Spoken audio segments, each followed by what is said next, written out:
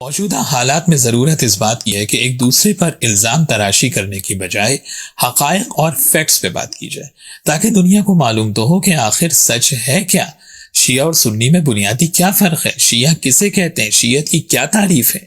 یاد رکھیں، شیعہ وہ ہوتا ہے جو دین کو حدیث ثقلین کی روح سے فقط قرآن اور اہل بیت یعنی محمد و آل محمد علیہ السلام سے لیتا ہے۔ شہرستانی نے ملل و نحل میں شیعہ کی تعریف لکھی کہ شیعہ وہ ہیں جو نص قرآن اور رسول اللہ صلی اللہ علیہ وآلہ وسلم کی وصیت کے مطابق حضرت علی کو رسول کا خلیفہ بلا فصل مانتے ہیں، اور اس کے بعد انہی کی اولادوں میں معصوم اماموں کو دین کا وارث مانتے ہیں۔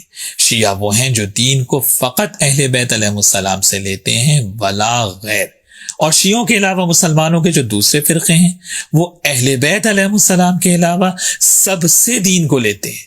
شیعہ کے دین کا منبع قرآن اور اطرت ہے، اور جو مسلمانوں کے دوسرے فرقے ہیں ان کا منبع سوائے اہل بیت رسول کے ہر کوئی ہے، اور یہ اہل سنت کی کتابوں میں ان کا عقیدہ لکھا ہوا ہے کہ وہ دین کے معاملے میں مائنس اہل بیت عمل کرتے ہیں، ان کا دین مائنس اہل بیت دین ہے، جس کے بہت سے ثبوت انہی کی کتابوں میں موجود ہیں۔ میں چند نمونے کے طور پر آپ کی خدمت میں پیش کر دیتا ہوں۔ سب سے پہلا التبصرہ فی اصول الفقہ، ابو اسحاق متوفی 476 ہجری۔ دیکھیے کیا لکھتے ہیں، اتفاق اہل بیت رسول اللہ لیس بحجہ، اگر اہل بیت رسول سب مل کر بھی ایک بات کہیں تب بھی وہ قابل قبول نہیں ہوگی۔ اور اس کے بعد دیکھیے کیا لکھا، وَهُوَ مذہب المعتمد والحق الابلج ورائے الجمہور، اور یہی ہمارا مذہب ہے اور ہم تمام اہل سنت کی متفقہ یہی رائے ہے۔ کیا رائے ہے؟ کہ ہم اہل بیت علیہ السلام سے دین کو نہیں لیتے۔ میرے سادہ لو سنی بھائیوں، یہ ہے آپ کے دین کا اصل چہرہ جو آپ کے مولوی آپ سے آج تک چھپاتے آئے ہیں۔ دوسرا حوالہ البحر المحیط، بدر الدین زرکشی کی کتاب، یہ شافعی ہیں اور متوفی 794 ہجری۔ انہوں نے بھی یہی لکھا کہ اہل بیت کی بات ان کے لیے حجت نہیں ہے، اور پھر آگے دیکھیں کیا لکھ رہے ہیں، ڈیٹائی تو دیکھیں، لکھتے ہیں کہ اہل بیت سے مراد علی، فاطمہ، حسن اور حسین ہیں علیہ السلام، اور اگر یہ سب مل کر بھی ایک بات کہیں تو وہ بھی قابل قبول نہیں ہوگی۔ یہ ہے اہل سنت کا مذہب۔ تیسرا حوالہ المحصول فی علم اصول الفقہ کا ہے، 4 جلد ہے، انہوں نے بھی یہی بات لکھی ہے جو واضح آپ کو نظر آ رہا ہے اسکرین کے اوپر۔ تو جناب، یہ اچھا بننے کے لیے آپ جھوٹ نہ بولیں، منافقت نہ کریں کہ ہم تو سب کا احترام کرتے ہیں۔ آپ تو اہل بیت رسول علیہ السلام کو مانتے ہی نہیں ہیں، احترام تو بہت دور کی بات ہے۔ چوتھا حوالہ ابن تیمیہ کی منہاج السنہ کا ہے، انہوں نے تو جناب کیٹیگوریکل لکھ دیا کہ ہم تو دین کے معاملے میں حضرت علی سے کچھ لیتے ہی نہیں، اور لکھتے ہیں کہ ہم فقہ میں فلاں اور فلاں اور فلاں کی رائے کو لیتے ہیں، لیکن اہل بیت رسول سے ہمارا کوئی تعلق نہیں ہے۔ یہ کون لکھ رہا ہے؟ ابن تیمیہ لکھ رہے ہیں۔ 5واں حوالہ کتاب المراسیل کا ہے، ابن ابی حاتم کی ہے، انہوں نے امام حسین علیہ السلام کا ذکر کرنے کے بعد لکھا، لیست لہ صحبہ، امام حسین کو تو رسول اللہ صلی اللہ علیہ وسلم کی صحبت ہی نہیں ملی تھی، نعوذ باللہ من ذالک۔